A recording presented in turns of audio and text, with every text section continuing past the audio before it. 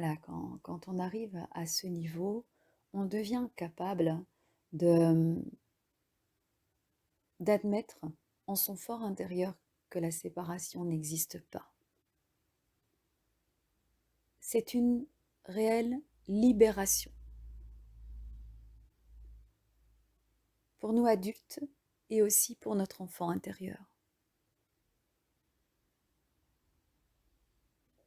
De comprendre, non seulement avec le mental, mais avec le cœur, que la séparation n'existe pas. On fait partie du tout. Le tout est en nous aussi. C'est comprendre aussi que l'on a différentes parts de personnalité qui sont toutes reliées. Quand on choisit de soigner ou de guérir une part de personnalité que l'on considère comme malade ou malsaine, eh bien, il faut être prudent de ne pas supprimer cette part de nous. Cette part de nous fait partie de notre construction. Et la séparation n'existe pas. Alors que faire avec cette part en souffrance? D'abord accepter qu'elle fait partie de nous, qu'elle ne peut être séparée de nous.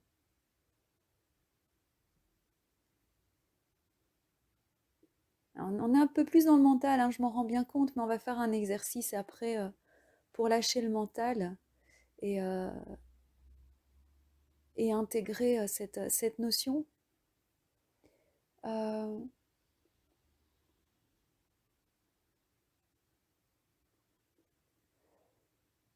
la séparation n'existe pas, c'est aussi admettre que l'énergie est partout, que tout est énergie,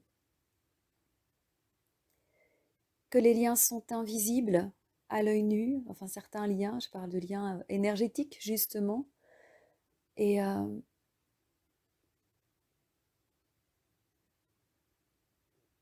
et j'ai envie de vous parler d'une expérience, enfin l'expérience de quelqu'un d'autre, mais je la rapporte ici, et elle n'est pas particulière. Donc c'est une personne que j'ai accompagnée pour retrouver son enfant intérieur. Bon là c'était de façon individuelle, donc il y avait vraiment ce partage parlé, les yeux fermés, jusqu'à ce qu'elle se retrouve dans une pièce complètement sombre et qu'elle ne retrouve pas son enfant intérieur. Et je la guide, je propose d'allumer ou une chandelle ou une lumière qui est là, en tout cas de venir apporter la lumière dans cette pièce sombre, en douceur, hein, pour ne pas l'effrayer, parce qu'il est là cet enfant. Et je me souviens qu'elle me disait non, non, non, j'ai pas d'enfant intérieur. Non, il est mort mon enfant intérieur. Oh, je ne la contredisais pas, hein. Je disais on va voir, on va voir.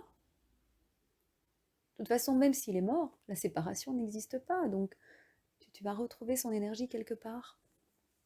Et je te propose de la retrouver ici dans cette pièce, ou peut-être ailleurs, on verra.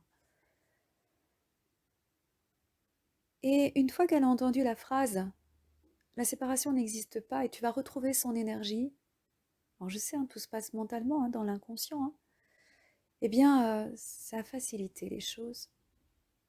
Elle a pu allumer une petite lumière qui était là, dans cette pièce intérieure, et trouver son enfant intérieur complètement recroquevillé sur lui-même, dans un coin de la pièce.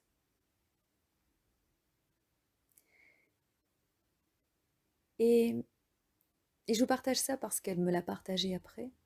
Plus elle prenait conscience de cette phrase que la séparation n'existait pas, et plus son enfant intérieur se détendait.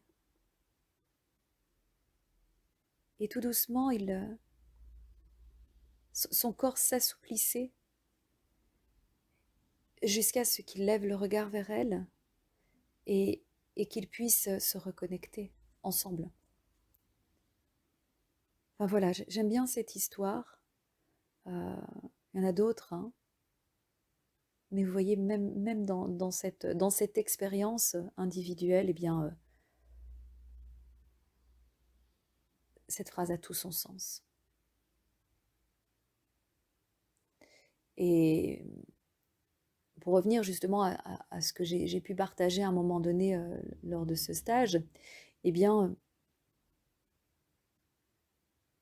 se reconnecter à son enfant intérieur aide vraiment à retrouver cette part de nous et à lui rendre, à lui rendre sa place. Je vais vraiment utiliser ça, c'est lui rendre sa place parce que, donc on reparle de place, hein, comme je l'ai dit plus tôt. Euh, Aujourd'hui, en tant qu'adulte, on a ce pouvoir de le faire. On a ce pouvoir personnel de choisir d'abord, de lui rendre sa place et d'acter pour lui rendre sa place. Mais c'est une histoire de nous-mêmes, entre différentes parts de nous.